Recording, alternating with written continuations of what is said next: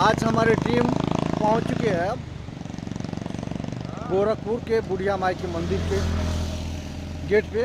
और आप गेट देख सकते हैं, ये गेट है, यहीं से एंट्री होती है माता के मंदिर पे जाने के लिए।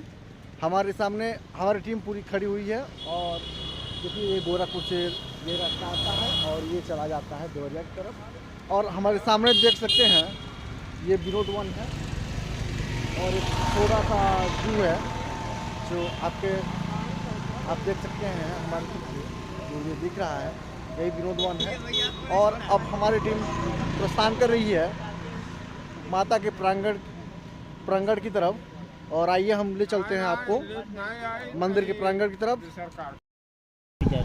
अब हम आपको लिए चलते हैं मंदिर की तरफ और ये घना जंगल आप देख सकते हैं, आपको हम दिखा रहे हैं अपने कैमरामैन की मदद से।